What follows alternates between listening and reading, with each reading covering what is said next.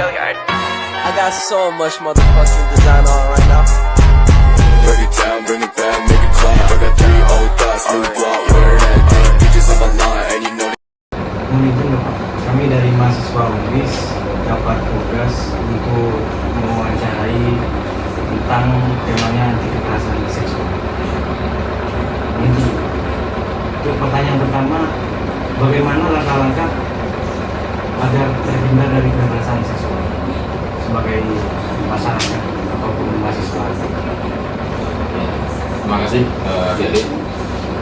Perkenalkan dulu, saya nama AKP Mas Dedi SMK, jabatan Kanit Reskrim Polsek Ayam Sari, Polrestabes Semarang. Langkah-langkah terkait untuk menghindari bagaimana agar kita tidak menjadi korban kekerasan seksual ya. Memang korban kekerasan seksual ini memang rata-rata didominasi oleh perempuan, cewek, karena perempuan itu sebenarnya kan lemah ya, tapi sebenarnya laki itu lebih mendominasi. Jadi mencegahnya itu ya, yang pertama kita hindari lingkungan-lingkungan yang kurang baik. Jadi lingkungan yang kurang baik, contohnya mungkin dunia malam, ya, tempat-tempat dunia malam, sering minum-minuman keras, mabuan, ataupun mengonsumsi narkoba. Ya, karena kalau kita sudah mengonsumsi narkoba ataupun minuman keras, pasti faktor otak kita, saraf kita ini terpengaruh, sehingga lebih mudah untuk menjadi korban, ya. Mudah untuk dibujuk rayu. Kemudian yang kedua, kita khususnya perempuan, ya, khususnya perempuan di jalan itu minimal kalau dia melakukan perjalanan menggunakan kendaraan bermotor udah 2, itu minimal ya 2 orang. Karena apa? Kalau sendiri itu rawan, apalagi kalau mungkin perjalanannya malam hari, ya, malam hari sepi, itu bisa rawan, baik dia sebagai korban kejahatan, ya, tidak hanya kekerasan seksual, juga bisa mungkin korban pencabutan dan lain-lain. Ketiga, itu tadi kita harus terkait dengan pengaruh media sosial, yang media sosial yang sangat besar sekali pengaruhnya, ya, mungkin dari film-film dewasa ini punya. Jadi kita mencegahnya seperti itu, kita hindari lingkungan yang kurang baik, berpergian, usahakan ya, ada temannya, ya, sehingga kalau sebenarnya ada tidak kejahatan itu bisa, karena ada temannya bisa minta tolong, tolongan itu. Pertanyaan kedua, apa hukuman yang pantas bagi pelaku kekerasan seksual? Hukuman itu pasti akan disesuaikan dengan undang-undang yang berlaku. Undang-undang berlaku, dia berbuat apa dan melanggar pasal apa. Ya, karena sekarang kan banyak sekali undang-undang khusus, ya, perlindungan anak, kemudian kekerasan dalam rumah tangga, ya kan, itu sesuai dengan faktor atau pelanggarannya atau tindak pidananya. Dia berbuat apa, apakah hanya pencabulan ataukah persetubuhan, itu sudah ada undang-undang yang mengatur. Kalau untuk tahun ini berapa banyak kasus kekerasan seksual? Untuk tahun ini ya saya sampaikan bahwa Polsek Ayam Sari ini kan sudah hampir 3 tahun ini termasuk polsek yang tidak melakukan penyidikan.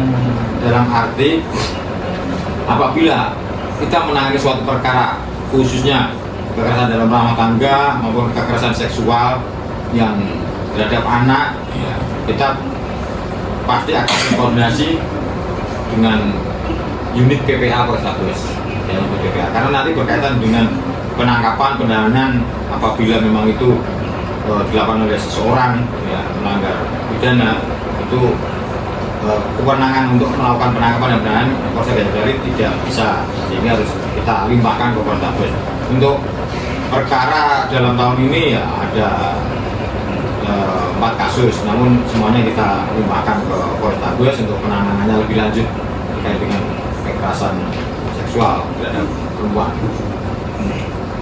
Lanjut, apa saja dampak dari kekerasan seksual terhadap si perempuan ini? Ya, dampaknya sangat besar sekali, ya, terutama mungkin psikologisnya. Ya, kita ketahui sekarang marak korbannya adalah perempuan atau di bawah umur, ya, itu kan perlu benar-benar pendampingan, pasti akan trauma. Karena apa? Kalau korbannya itu yang di bawah umur, yang kita pernah tangani, korban itu kalau di bawah umur, ya rata-rata SMP atau SD, itu mereka kalau sudah dijahati oleh orang lain pasti diamnya itu apakah takut atau seperti apa ya, apakah ada ancaman sehingga mau bercerita dengan orang tua atau orang lain itu biasanya susah, ya ketahuannya nanti setelah baru. Nah, kalau kita korbannya dewasa mungkin dia langsung ibaratnya bertindak untuk melaporkan, ya kan. Tapi kalau korbannya di bawah umur pasti dia akan memendam, ya, sehingga efeknya itu tadi psikologis, ya, psikologis harus ada pendampingan dari psikolog itu tadi ya, psikiater ya, untuk memulihkan traumanya, ya, kemudian dampaknya kalau dia hamil, ya kan, hamil, dia juga malu, ya, apalagi dia masih panjang, ya, masa depannya, dampaknya memang banyak, ya, kemudian masa depannya nanti, ya, dia sudah, ya efeknya juga banyak. Ya. Jika pelaku kekerasan seksual ini anak di bawah umur, apakah mereka ini bakalan kena tindakan pidana juga? Yang pelakunya? Iya, yang pelakunya. Ya, jelas sekali. Dipidanakan? Ya, kalau pelakunya itu terhadap korban di bawah umur, ya itu pasti. Ya, apalagi ada undang-undang perlindungan anak ini, undang-undang nomor 5 tahun 2014 ya, tentang korban, atau undang-undang 23 tahun 2002 tentang perlindungan anak. Ini ancamannya lebih besar, ancamannya lebih berat, ya kan. Kalau pelakunya terhadap bawah umur itu lebih berat, ya, lebih berat. Nah, kemarin juga kita menangani perkara yang sudah kita ungkap untuk kekerasan seksual terhadap anak di bawah umur kelas SD, ya kan. Itu nanti hakim akan menimbang, ya kan, menimbang perkara ini, apalagi yang dia dilakukan oleh orang dekat, yang pelaku itu akan lebih berat lagi, maksimal 9 tahun. Kalau untuk di Polsek Gayo saat ini pernah menangani kasus kekerasan seksual di bawah umur? Kalau kita ada seperti itu, pasti kita akan sampaikan kepada pelapor untuk langsung melaporkan ke Polrestabes, karena di sana ada unit PPA perempuan dan anak, perlindungan perempuan dan anak. Sehingga karena apa? Kalau untuk memeriksa anak itu kan harus minimal puluhan. Yang penyidiknya puluhan, nanti didampingi orang tua. Kalau penyidiknya laki-laki kan nanti kurang leluasa untuk memberikan keterangan, ya kan. Kalau penyidiknya perempuan atau puluhan, dia akan lebih terbuka, sehingga kita di situ undang-undang itu ada peraturannya, untuk penyidiknya. Makanya ada unit perempuan, perlindungan perempuan dan anak, karena di Polrestabes. Kalau untuk polsek kita tidak pernah. Upaya kita sebagai mahasiswa itu apa, Pak? Supaya tidak semakin tahun, supaya tidak ada terjadi kekerasan seksual. Ya, apakah peran media sosial penting juga? Penting sekali. Penting sekali karena di zaman digital, era digital ini informasi di media sosial itu sangat berperan sekali. Karena apa? Ya, sekarang setiap orang itu pasti punya HP, ya, sehingga tiap hari itu mereka akan melototi atau melihat HP-nya. Informasi apapun pasti masuk karena tadi sehingga mahasiswa ya peran penting untuk dalam hal ini terkait dengan upaya-upaya pencegahan, ya kan, bagi menyampaikan kepada masyarakat, memberikan himbauan, kemudian ibaratnya di lingkungan universitas juga bisa disampaikan nanti kepada keluarganya, lingkungannya, ya kan, harus selalu hati-hati, Sebenarnya sekarang ya marak, beratnya anak kandung pun bisa menjadi korban, gitu, apalagi orang lain. Ya, makanya itu tadi kalau bisa menghindari yang terkait dengan hiburan malam, yang menghindari miras, narkoba, ya lebih baik isi yang berkaitan positif. Ya. Kemudian juga mahasiswa yang laki-laki juga seperti itu, ya kan. Kalau kita jangan sampai menjadi pelaku juga, ya kan, sehingga kita itu tadi yang positif. Untuk jam malam kira-kira batas jamnya itu sampai jam berapa?